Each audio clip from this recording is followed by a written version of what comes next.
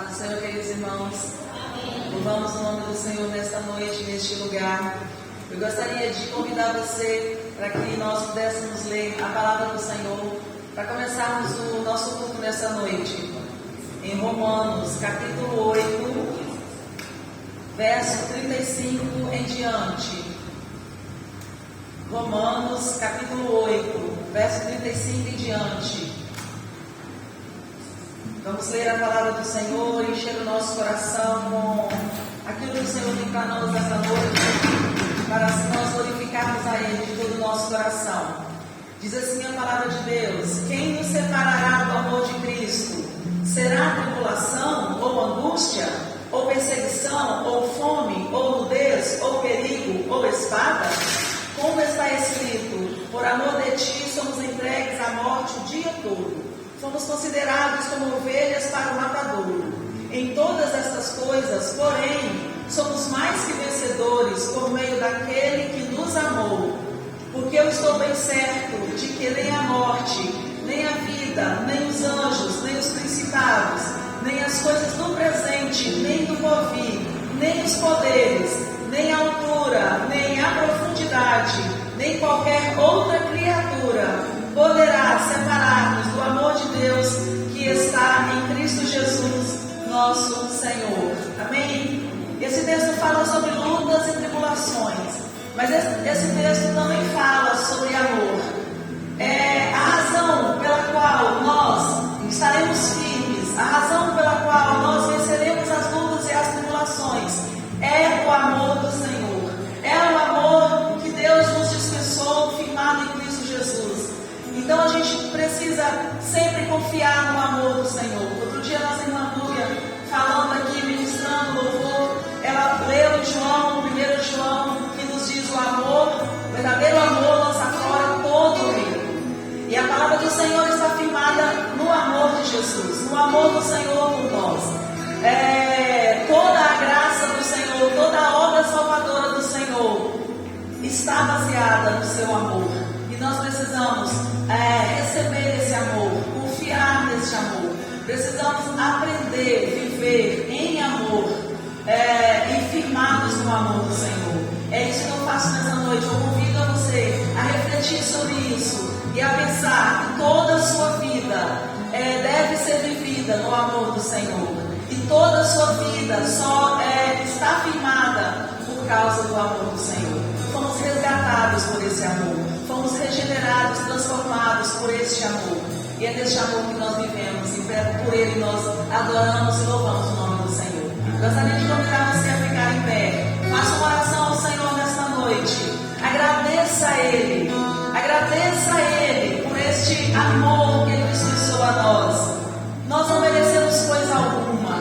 E o amor do Senhor é a causa de todas as coisas da nossa vida e dos planos dele sobre nós. Senhor, nós te agradecemos, ó Deus. Nós te louvamos, ó Pai. Nós te adoramos, Senhor. Te agradecemos, ó Deus, por ter derramado sobre nós o seu amor, por ter nos amado, ó Deus, e ter se manifestado neste mundo por meio de Jesus Cristo, por causa deste amor que o Senhor tem por nós. Nós entendemos, ó Deus, e te agradecemos pela salvação que o Senhor nos concedeu. Entendemos que é pela graça, ó Deus, e que precisamos de Ti, precisamos do Seu amor para, ó Deus, viver as nossas vidas, para superar as nossas dificuldades, para vencer as tribulações, certos, ó Deus, de que o Seu amor não falha, de que o Senhor não falha, que em Ti estamos firmados, ó Deus, e nada poderá nos separar de Ti, nada poderá nos separar deste amor que o Senhor tem para conosco. Senhor, nós te agradecemos, em nome de Jesus, dedicamos a Ti o nosso louvor nesta noite. Encha-nos o coração, fortalece-nos, ó Deus, nesta noite, na Sua presença e no Seu Espírito Santo. Pai, em nome de Jesus, nós te agradecemos. Vamos cantar ao Senhor. Vamos cantar sobre este amor. E nada pode nos separar deste amor. Este amor que não confunde. Este amor.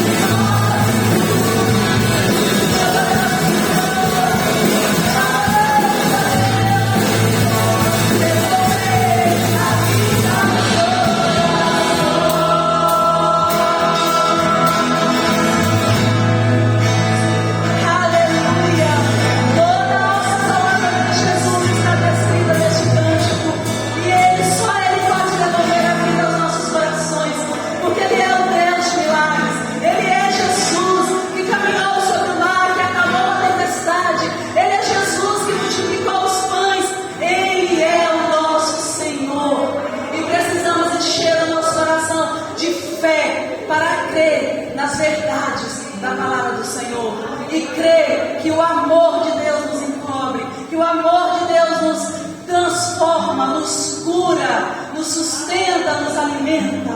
Amém? Vamos continuar louvando ao Senhor. Vamos cantar mais esse Deus, a este nosso Deus, a Jesus que veio a este mundo. Ah, Senhor, nós te adoramos, ó Pai. O Senhor é o Deus de milagres, o Senhor é o Deus que transforma. Oh Deus, em Ti está a nossa fé. Nós não temos dúvidas de quem é o Senhor Jesus. Não temos dúvidas da sua voz maravilhosa. Quem é que ama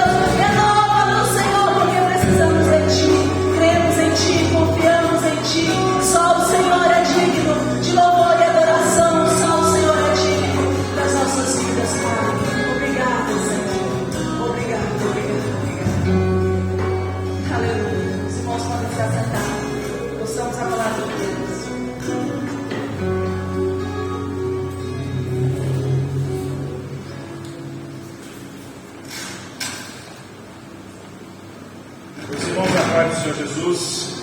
Amém. Louvado seja o Senhor, para sempre em nosso meio. Queridos irmãos, vamos abrir as nossas Bíblias no Salmo 23.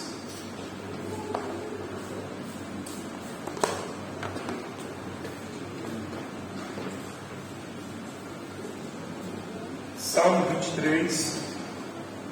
Esse seguramente é um dos salmos mais conhecidos da Bíblia em todo o mundo, e nós certamente já o conhecemos, ouvimos tantas mensagens desse salmo, tantas citações. Nós queremos ler esse salmo e apreciá-lo mais uma vez. Salmo 23, a palavra do Senhor nos diz assim: O Senhor é o meu pastor, nada me faltará. Ele me faz repousar em pastos verdejantes. Leva-me para junto das águas de descanso, refrigera minha alma. Guia-me pelas veredas da justiça, por amor do seu nome. Ainda que eu ande pelo vale da sombra da morte, não temerei mal nenhum, porque tu estás comigo. A tua vara e o teu cajado me consolam. Preparas-me uma mesa na presença dos meus adversários. Unges-me a cabeça com óleo, o meu cálice transborda. Bondade e misericórdia certamente me seguirão todos os dias da minha vida, e habitarei na casa do Senhor para todo sempre. Amém. Que o Senhor nos abençoe mais uma vez, no meio da sua palavra, que nós atentamente recebamos a palavra do Senhor. Os nossos corações estejam abertos, desejosos da palavra do Senhor. Esse é um momento em que nós temos a oportunidade de ouvir e receber a palavra do Senhor. E não podemos ou não devemos desperdiçar a palavra do Senhor. Não devemos deixar que o tempo passe e a palavra do Senhor seja lida, seja anunciada e a gente simplesmente esteja desatento, desapercebido e não receba, não seja abençoado pela palavra do Senhor. Portanto, nós precisamos vencer a tentação de pensar em outras coisas. Devemos vencer a tentação de focarmos nas nossas preocupações, de divagarmos a nossa mente. Precisamos vencer, meus amados irmãos,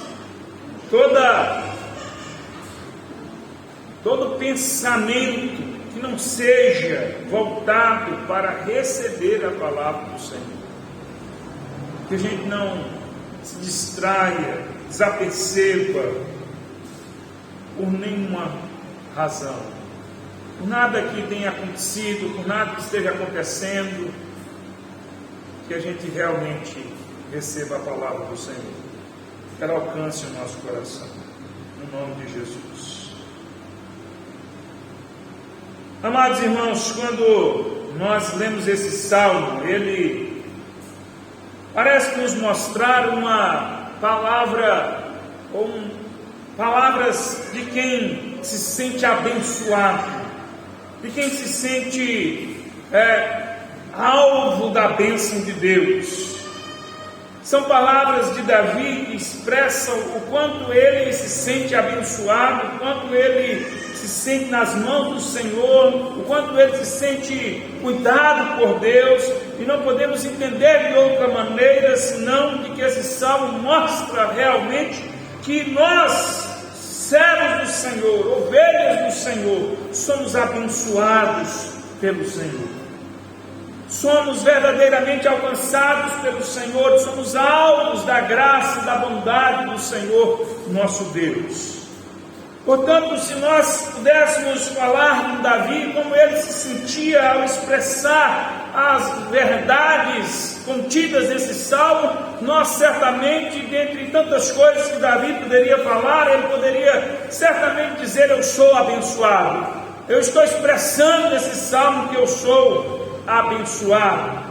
Expresso nesse salmo que eu confio no Senhor, que o Senhor é por mim, que o Senhor cuida da minha vida, que o Senhor, Ele me ama, que o Senhor, Ele está presente na minha vida. E certamente nós ouviríamos estas convicções, estas certezas por parte de Davi, quando ele expressou estas palavras. E ao lermos estas palavras, nós temos aqui a oportunidade de aprender que o mesmo Senhor a quem Davi servia é o Senhor a quem nós servimos.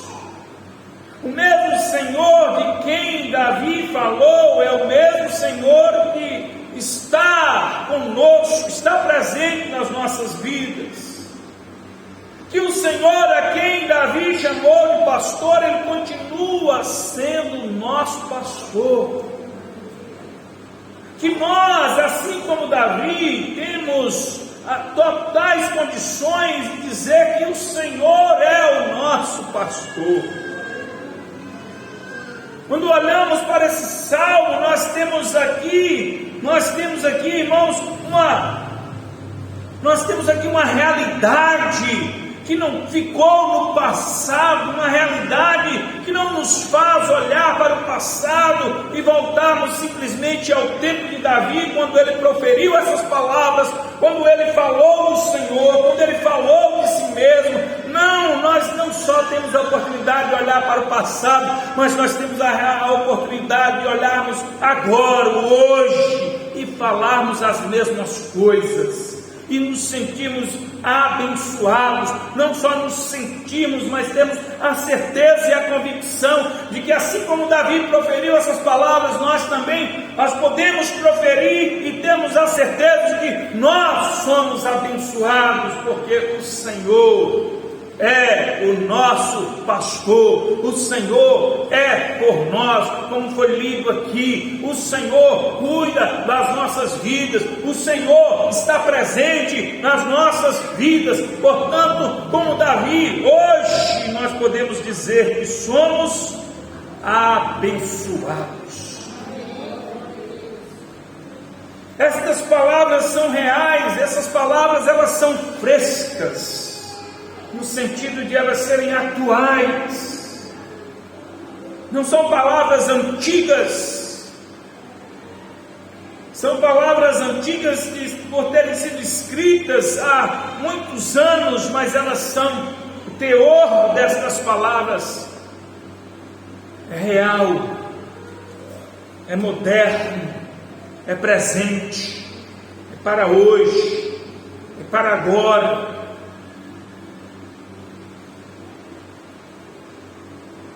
Davi sabia disso, por isso as proferiu. Davi morreu, mas o pastor de Davi está vivo e reina para sempre. É o mesmo Senhor que nos chamou e a quem nós podemos dizer, tal qual Davi, Ele é nosso pastor. Por isso nós podemos ter o mesmo sentimento, a mesma convicção que tinha Davi. Nós somos abençoados. Ao proferirmos estas palavras, nós estamos dizendo: nós somos abençoados. Nós somos alvos da graça do Senhor.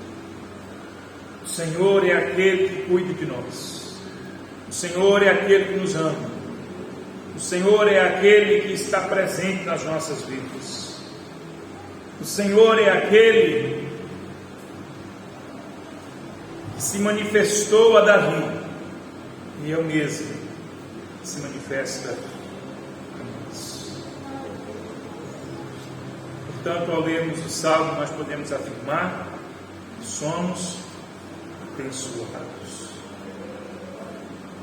Ao lermos o Salmo, nós podemos dizer com toda a convicção que o Senhor, a quem Davi se referiu, é o mesmo Ele está aqui. Ele vive e reina para sempre. Ele é o mesmo pastor das nossas vidas. Por isso nós podemos tomar posse destas palavras. Nós podemos fazer das palavras de Davi as nossas palavras.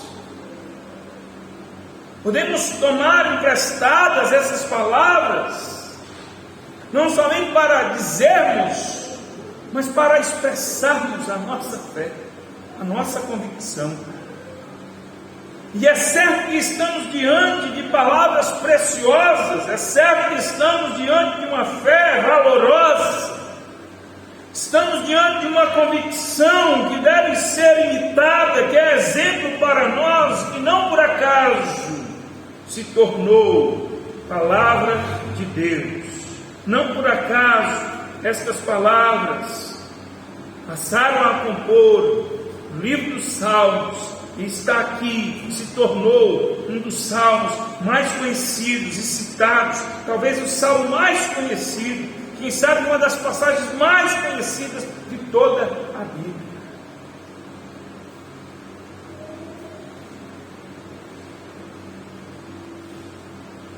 Podemos tomar essas palavras como exemplo. Podemos tomar essa fé como exemplo. Podemos imitar a fé de Davi. Viver tudo aquilo que ele expressa nesse salmo.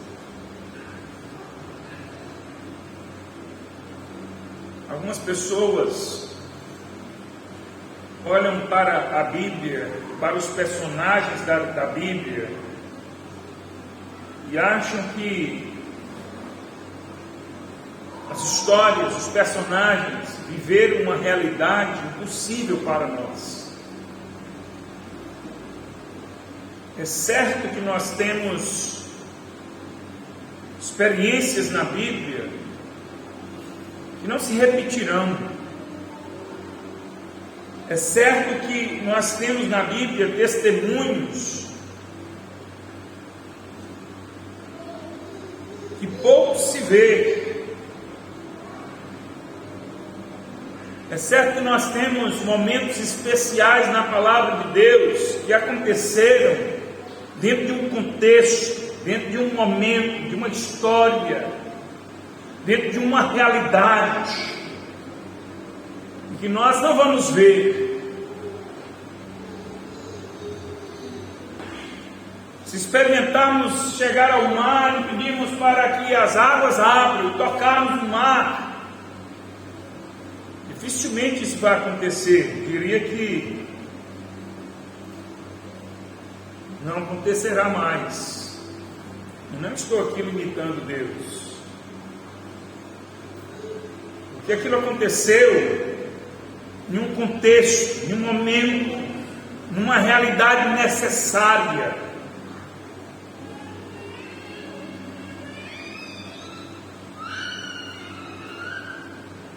E desde então, ninguém teve aquelas experiências que o povo teve no deserto. Alguém pode dizer assim: mas está limitando Deus. Claro que não. Deus fez coisas maiores. Se a gente acha que o que Deus fez no deserto foi algo grandioso, e que a gente está perdendo alguma coisa por não termos aquelas experiências, a gente não conhece de fato o Evangelho.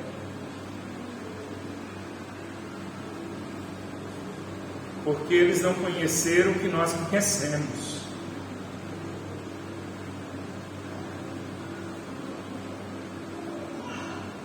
Jesus disse assim: do modo como a serpente foi levantada no deserto, quando o povo era picado pelas serpentes, e Deus mandou Moisés fazer uma serpente de metal para que fosse erguida, e todo aquele que fosse picado pela serpente olhava para aquela serpente de metal e ficava curado. Que coisa gloriosa, não é?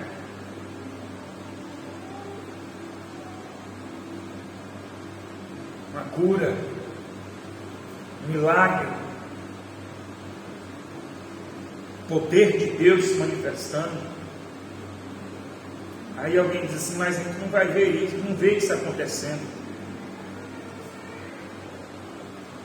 Entendo que foram coisas para aquele momento, mas nós temos coisas maiores. Jesus disse assim, olha, do modo como a serpente foi levantada no deserto, importa que o Filho do Homem seja erguido para o mundo, para o universo, diante dos céus, diante da terra.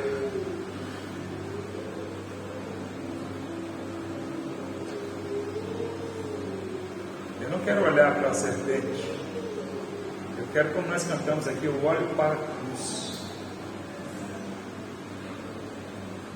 Nós temos Jesus, para quem nós olhamos.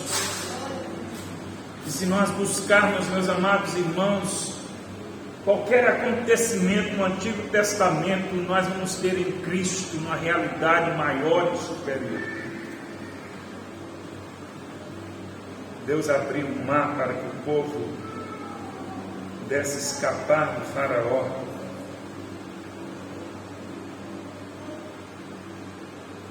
E aí nós temos o autor aos Hebreus dizendo, irmãos, tenhamos intrepidez, ousadia para adentrarmos um novo e vivo caminho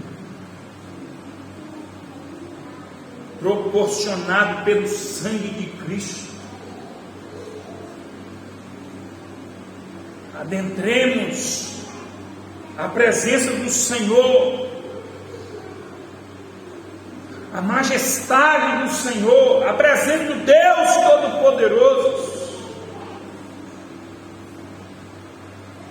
Ele abriu o caminho, foi do mar, essa presença viva, real, soberana do Deus Todo-Poderoso.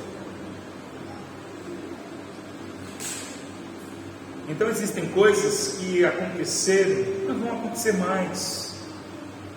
Coisas que não são mais importantes que aconteçam, não são mais relevantes que aconteçam. O véu do tempo se rasgou, tornando desnecessário todo o ritual de adoração no templo, porque agora nós adoramos em espírito e em verdade em qualquer lugar. Coisas que não acontecerão mais. Mas eu estou falando isso para dizer que realmente quando nós olhamos na Bíblia, a gente vê coisas que não vão acontecer mais, porque nós temos tudo resumido em Cristo. Nós temos tudo em Cristo, que era o objetivo de todas as coisas. Quando algumas pessoas anseiam por coisas que estão abaixo de Cristo, elas não entenderam quem é Jesus. Jesus disse assim, olha, vocês farão obras maiores de quê? De quê? As dele mesmo. E aí? É verdade o que Jesus falou? É verdade? Já aconteceu? Está acontecendo? Ou vai acontecer? Está acontecendo? E onde estão as obras maiores? Onde estão as obras maiores do que as que Jesus fez? Eu não vejo ninguém transformando água em vinho, não vejo ninguém multiplicando pães, eu não vejo ninguém dando vista aos cegos, eu não vejo ninguém ressuscitando mortos.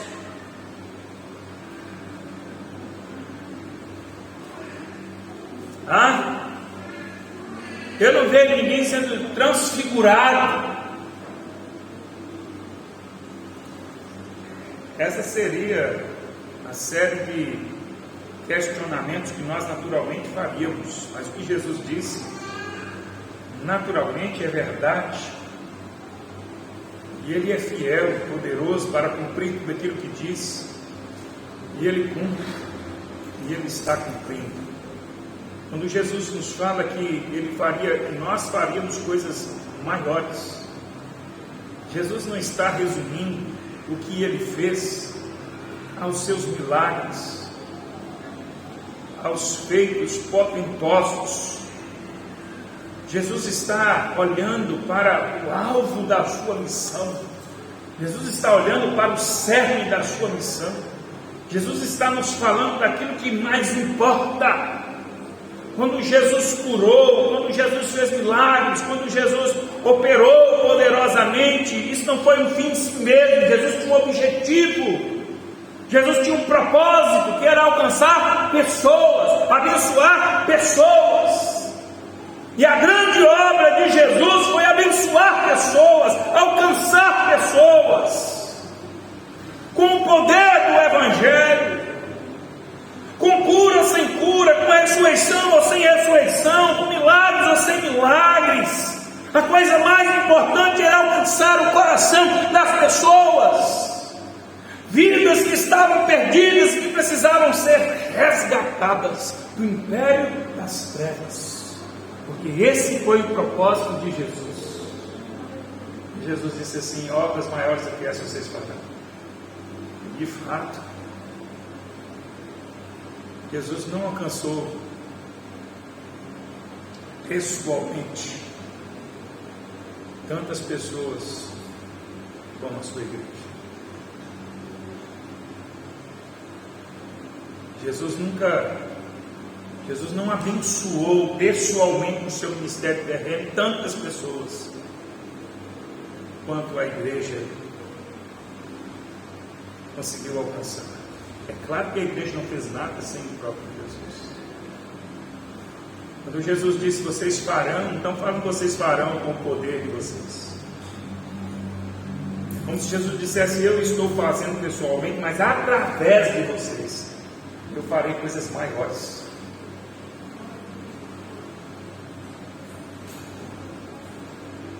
E qualquer crente, se eu perguntar a você assim: você está doente, você quer a cura ou quer a salvação? É claro que eu quero a salvação. Nenhum crente que conhece de fato Jesus vai trocar a sua salvação por qualquer outra coisa. Isso nos deixa claro que a salvação é a coisa mais importante, e que Jesus falava da coisa mais importante. E isso não quer dizer que o Senhor não faz milagres. Isso não quer dizer que o Senhor não opera com seu poder no meio do seu povo. Isso só quer dizer que a salvação, o alcançar as pessoas, resgatar pessoas das trevas, era e sempre foi a obra mais importante de Cristo. Não nos importa se algumas coisas não acontecerão mais. Eu nunca ouvi dizer que a água foi transformada em vinho, ou que peixes se multiplicaram, ou que pães se multiplicaram. Nunca ouvi dizer. Na história da igreja, nunca ouvi alguém dizer que tem experimentado isso.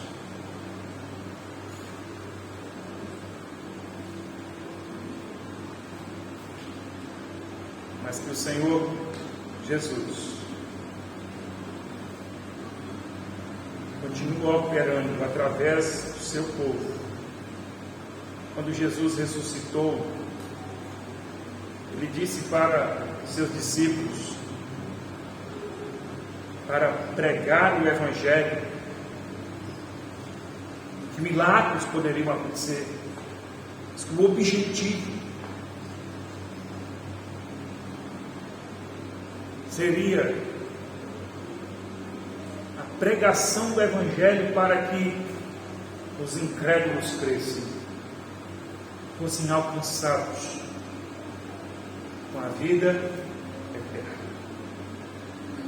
Bom, irmãos, eu estou dizendo isso para nos mostrar que às vezes olhamos para a palavra de Deus e observamos algumas experiências, algumas falas, e nos achamos distantes daquilo que nós lemos, daquilo que nós passamos a conhecer através da palavra, das experiências vividas, dos momentos em que Deus tratou com o seu povo, se revelou ao seu povo. E tantas vezes lemos e olhamos e falamos: como isso é extraordinário, como isso é esplendoroso.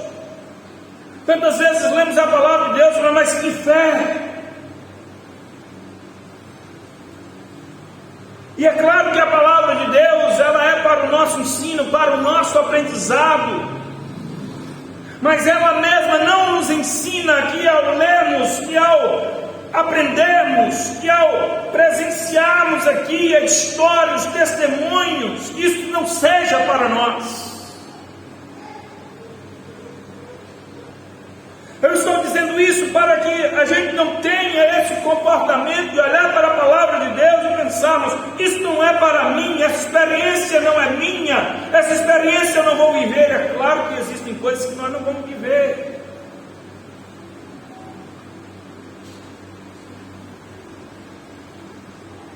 Acredito que se algum de nós falar assim: vamos para o litoral, vamos para o mar, ou para um rio, como aconteceu com Josué, e vamos orar até Deus abrir as águas. Acredito que não vai acontecer.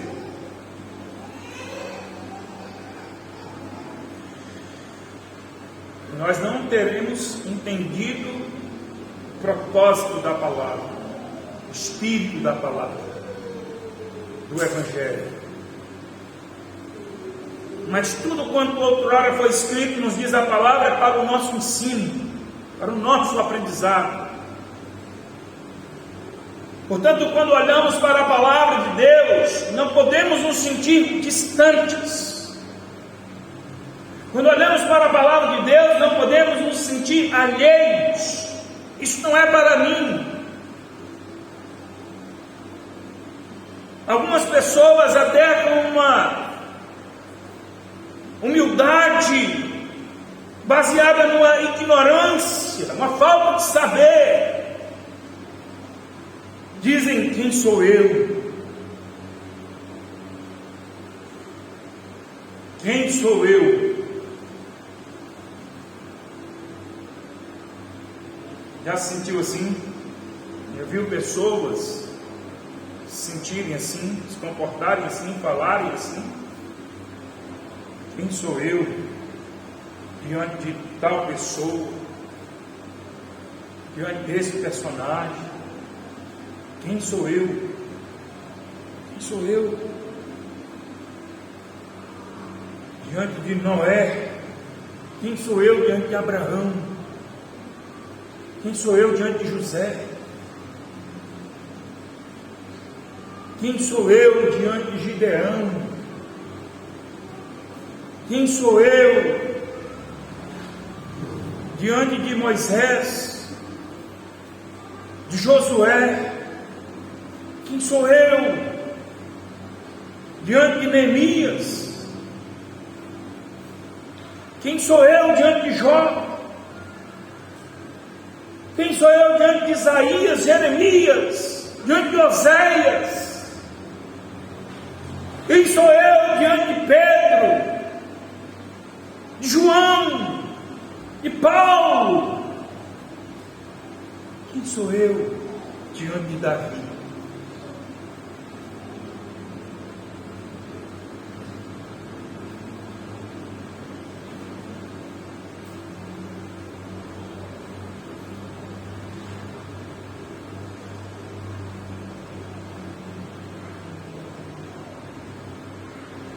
Eu, como qualquer uma dessas pessoas, você, como qualquer uma dessas pessoas,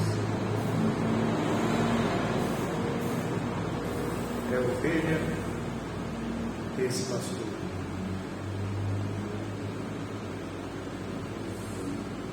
Isso é o que mais importa. E sim, nós podemos aprender na palavra e tomá-la como exemplo para nós, vivendo experiências não iguais, porque não é isso que referenda-nos diante de Deus.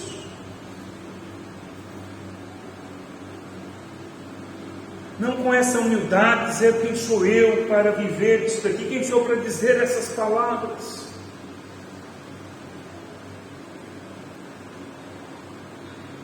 Eu sou o amado de Deus, ovelha desse pastor, e ele continua sendo esse pastor. Simplesmente isso. Eu não vou viver as experiências de Paulo, porque as experiências de Paulo foram para Paulo. As experiências de Paulo me ensinam. As experiências de Paulo são um exemplo para mim, para que eu viva as minhas experiências. Eu não vou viver a vida de Pedro, porque a vida de Pedro foi a vida de Pedro. A vida de Pedro e tudo que sabemos da vida de Pedro é serve de experiência para que vivamos a nossa vida diante de Deus.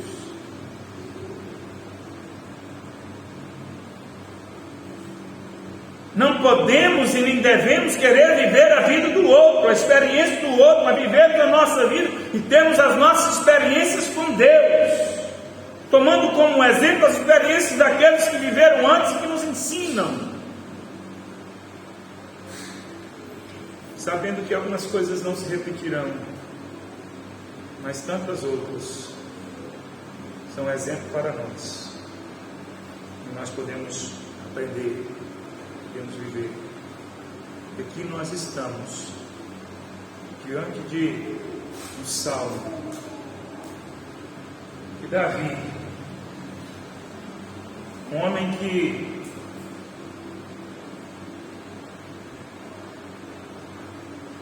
talvez nenhum de nós aqui tenha cometido metade dos pecados graves que Davi cometeu.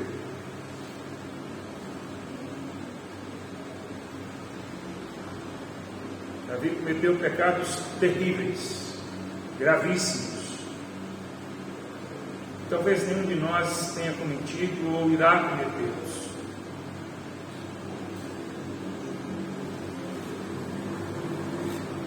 Davi era um homem pecador, como qualquer outro, como qualquer um de nós, mas que conhecia o Senhor, como nós conhecemos, e expressou estas verdades, que nós podemos expressar, e nós podemos sim tomar posse destas palavras, nós podemos sim dizer esse salmo, estas palavras, elas podem ser minhas. Estas palavras expressadas por Davi, eu posso tomá-las para mim e expressá-las com a mesma convicção, com a mesma verdade, com o mesmo sentimento, com a mesma fé. Eu posso tomar essas palavras e fazê-las delas minhas palavras, sem faltar coisa alguma. Não há nada nesse salmo que eu possa dizer assim, isso aqui não posso falar como Davi, isso aqui não posso dizer como Davi, não posso ter como Davi, não posso pensar como Davi, não posso crer como Davi, não posso experimentar como Davi. Não há uma só palavra, não há uma só verdade nesse salmo que não seja verdade para nós, que não seja igual para nós, que nós também não possamos experimentar, não possamos viver. Nós podemos sim ler esse salmo, podemos sim tomar essas palavras e dizer: eu sou abençoado. Essas palavras são minhas. Não é plágio. não é roubar as palavras. Essas palavras estão aqui justamente para que a gente leia e diga, como Davi, eu também profiro essas palavras. Como Davi, também vivo essas palavras. Como Davi expressou, eu também expresso, com a mesma fé, com a mesma convicção, falando de mim, como pecador, como Davi falou de si mesmo, falando de mim, como necessitado, como Davi também se entendia necessitado, falando de mim, como alvo da graça e da bênção de Deus, como Davi também falou de si mesmo, como alvo da bênção e da graça de Deus, e falando do Senhor, como Senhor seu, e pastor da sua vida, como eu posso falar que o Senhor é meu, Senhor, pastor da minha vida. Tomemos esse salmo para nós, como verdade, devemos expressar fundo no nosso coração. Somos abençoados. Amém? Queridos irmãos, estas palavras, até aqui, eu quero considerá-las introdutórias, para que nós façamos, no decorrer das próximas semanas, não sei quantas, talvez poucas, não sei, os irmãos já sabem, o Rubem já fez assim, Rubem, pode ser que dure 3, 4, 8, 10, deixa o pastor conduzir. Eu gosto muito destas séries de mensagens às quintas-feiras, porque podemos à vontade falar daquilo que um texto pode expressar para nós.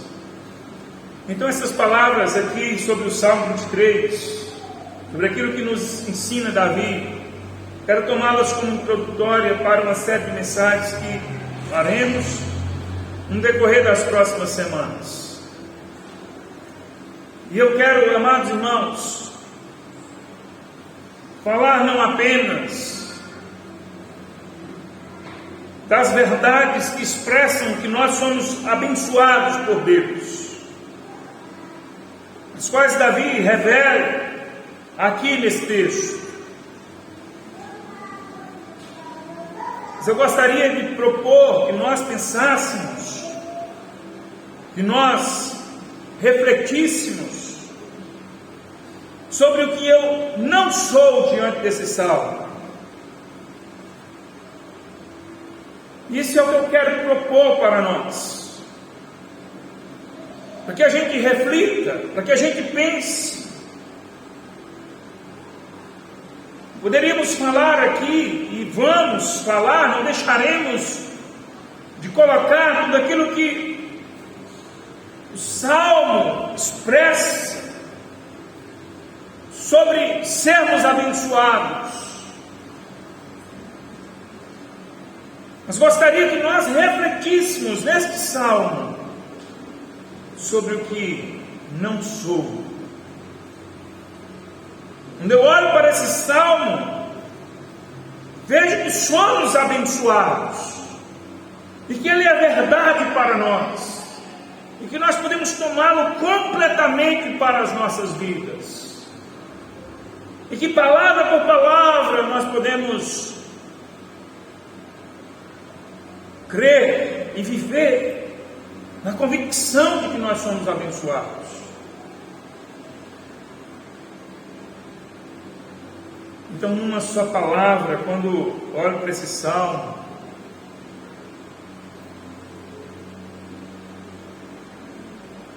tento definir o que eu sou diante desse salmo, ao expressar esse salmo, a viver esse salmo. Abençoado. Abençoado. Sou abençoado. Tenho a bênção de Deus, a graça desse pastor, o cuidado desse pastor, o zelo desse pastor, o amor desse pastor, a proteção desse pastor. Mas se olharmos para esse salmo, nessa perspectiva, diante dessas verdades, nós podemos pensar que eu não sou diante desse salmo.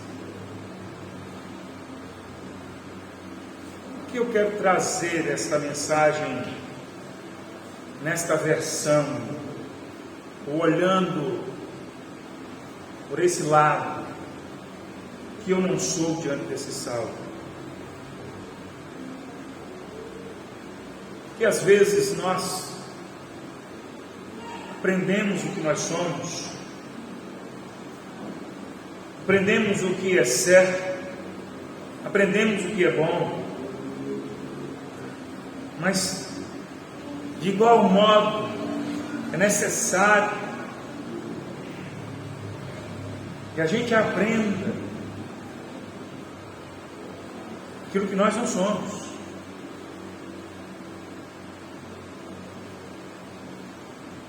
É tão importante a gente saber o que a gente tem, saber o que a gente não tem.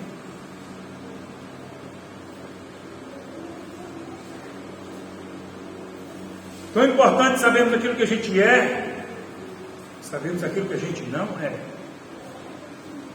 Por que isso é importante?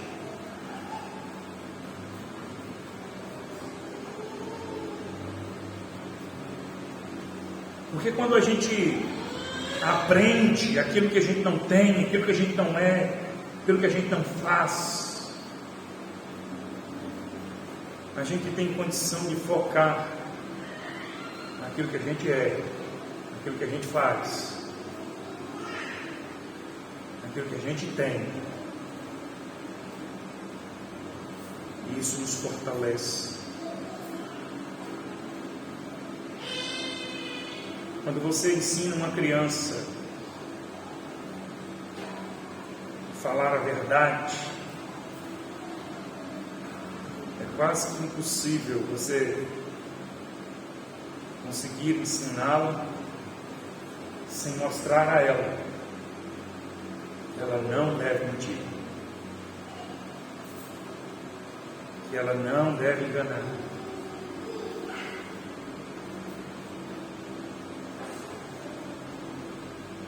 Então, didaticamente, e a palavra de Deus nos aponta isso,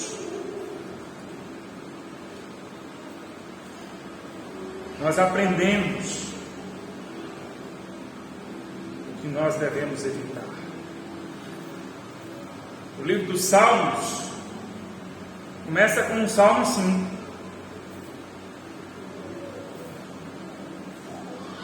começa dizendo: bem-aventurado o homem, abençoado, feliz é o homem que anda nos caminhos do Senhor. Não. Isso é verdade. Que não anda segundo o conselho dos ímpios, nem se detém no caminho dos pecadores. Não é? Então a palavra diz assim: olha, o bem-aventurado, ele não faz isso.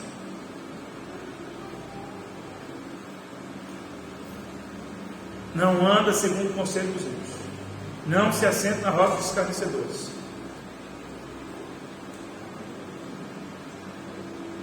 Não é como a palha que o vento espalha. É como uma árvore plantada, enraizada, e que é bem alimentada, porque ela não está plantada em qualquer lugar, mas junto a ribeiro de águas.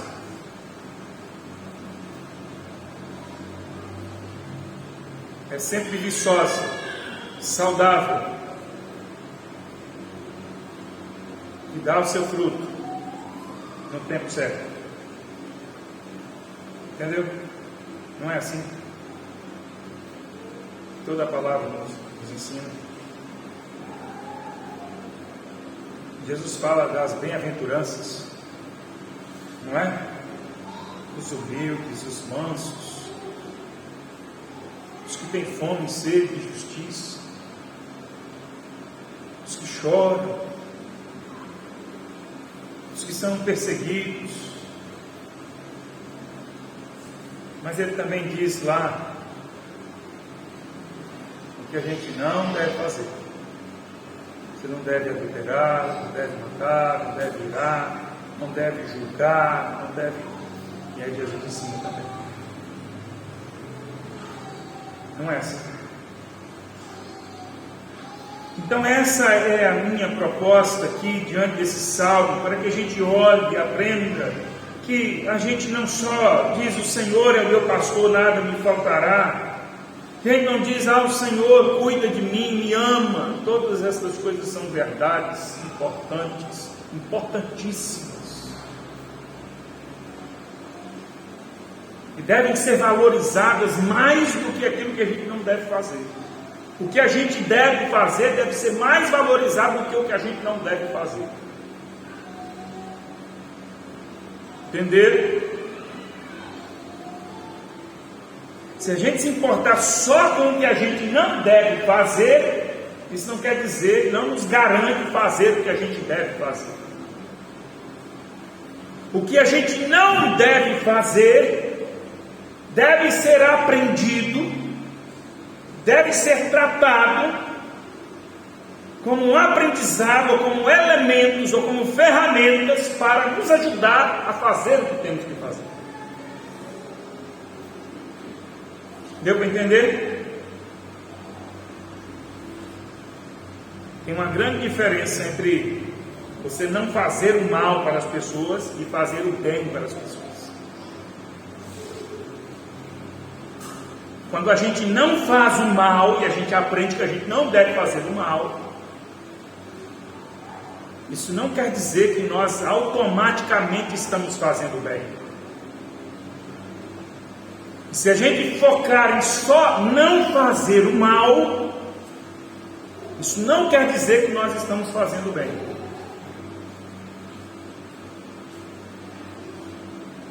A gente precisa, além de saber que eu não devo fazer o mal, é o que eu não devo fazer, porque eu preciso fazer o bem. São duas ações distintas, que estão ligadas, mas que uma não gera a outra automaticamente, compulsoriamente. Então aquelas pessoas falam assim: não desejo mal para ninguém, não faço mal para ninguém, não perturbo ninguém, não faço nada com ninguém, não tenho nada com ninguém, não tenho nada com ninguém, não existe ninguém na sua vida.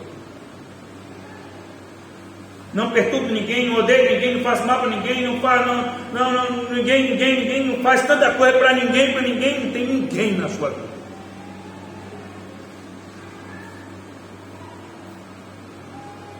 Isso é o que você não faz e o que você faz. É o ensinamento do Evangelho, Jesus nos ensina isso. Então, quando nós olhamos para a palavra de Deus e aprendemos o aspecto negativo, não é para que a gente simplesmente aprenda e a gente se satisfaça em não ser, em não fazer, mas para que a gente aprenda o que a gente deve ser, o que a gente deve fazer. Para que a gente entenda que o que a gente faz é consciente. O que a gente deixa de fazer é consciente. Que o que a gente faz é uma opção que a gente tem consciente. Eu vivo, é o que Paulo fazia, eu sei em quem eu tenho crido.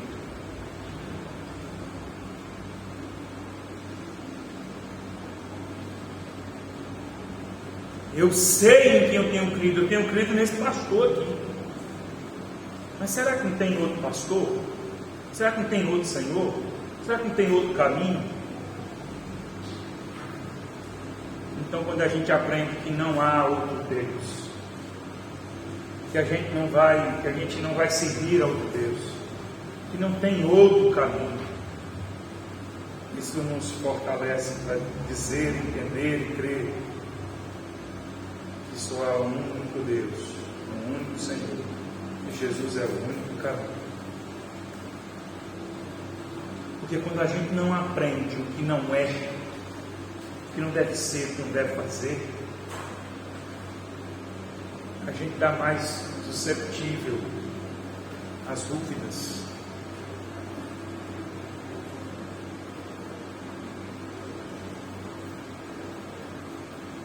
Você não estuda, aprende sobre os outros possíveis caminhos. Você pode de repente se encontrar naquela dúvida.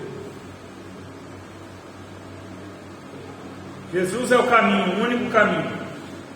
Mas tem o caminho do Maomé. Tem um caminho de Buda. Tem o caminho de Allan Kardec.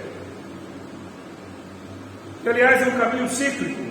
Você vai e volta, vai e volta, vai e volta.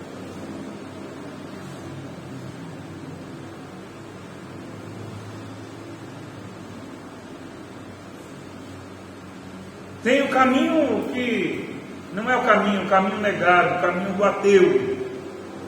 Não tem caminho. E aí? Será que também não é um caminho?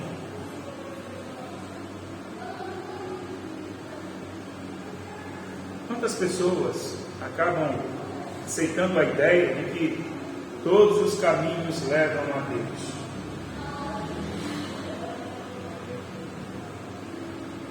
Todos esses caminhos são formas diferentes de ver e entender Deus.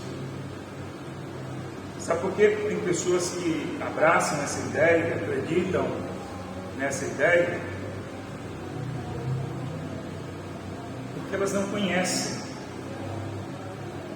que não é o caminho. Que esses caminhos não são verdadeiros, não são reais. Não se sustentam, não são compatíveis, não são harmônicos.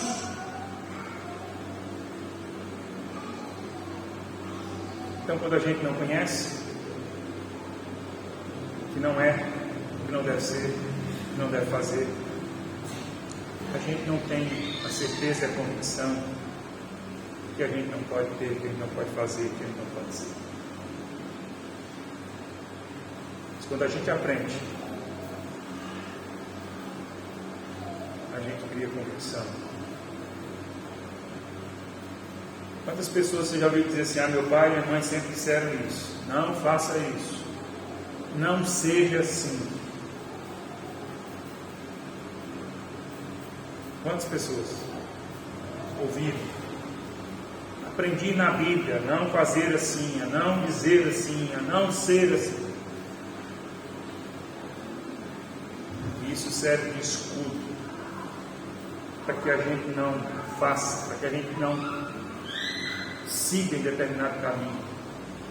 E quando a gente está dizendo não vou ser assim, ou não vou fazer assim, a gente está olhando para o que a gente deve fazer, para o que a gente deve ser. E aí podemos agir, podemos fazer, podemos ser o que é certo, o que é correto, o que é louvável, o que é santo, que é justo, que é agradável diante do Senhor, nosso pastor. Então eu quero que nós pensemos e caminhemos aqui sobre sobre essa perspectiva que eu não sou diante do Salmo 23. Eu sou abençoado, mas aqui eu não sou. Porque de repente nós nos sentimos abençoados, mas nós temos algumas outras coisas, algumas convicções erradas, algumas ideias, alguns sentimentos. Nós temos alguns empecilhos da nossa fé. Nós temos algumas crenças erradas. Quando a gente propõe olhar para o texto e dizer isso eu não sou, de repente eu estava pensando que eu era assim, ou eu estava me comportando assim, estava agindo assim, estava sendo isso. E olhando para a palavra eu aprendo que eu não sou, que eu não devo, que eu não tenho, que eu não posso andar por esse caminho. Isso nos edifica, nos abençoa. Amém? Fique de pé no seu lugar. Gostaria que você fizesse uma oração. Dissesse: Senhor, meu pastor, eu quero estar na tua presença e ser cuidado por ti. Eu quero estar na tua presença e ser amado por ti. Eu quero estar na tua presença e ser alvo da tua graça.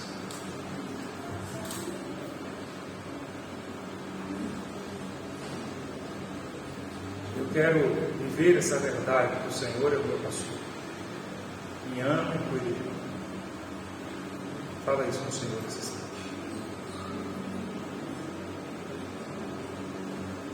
Pai Celeste,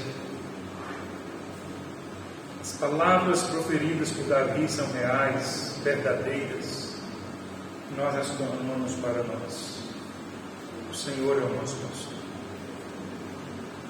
E tudo o que flui a partir desta verdade, de que o Senhor é o nosso pastor, nós queremos viver, nós queremos desfrutar de todas as implicações, de todo o derramar de bênçãos vindo do Senhor, pastor amado, sobre as nossas vidas.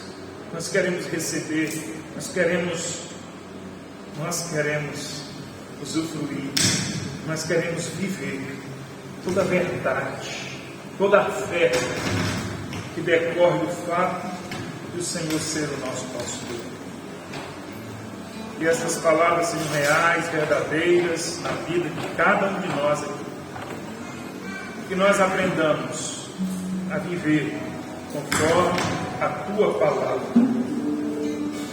Davi se foi, mas o Senhor, que eternidade é eternidade, é Deus, é o nosso pastor. Assim como o Senhor se mostrou a Davi como pastor dele, esse pastor soberano, esse pastor que tem poder de cuidar, de suprir, o Senhor tem se mostrado a nós como todo-poderoso, que nos ama e tem cuidado de nós. Obrigado, Jesus. Que o Senhor seja louvado e adorado através das nossas vidas. Eis-nos aqui, Senhor. Continua nos abençoando, nos fortalecendo. Que nós tenhamos certeza e convicção que nós somos abençoados. Deus, Senhor. Somos abençoados pelo Senhor. É a tua graça, Senhor, seja sobre nós. Em nome de Jesus.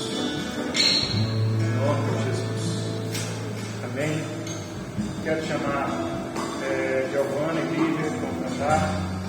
Enquanto isso, se for sua contribuição, você vai entregar em honra e adoração ao Senhor.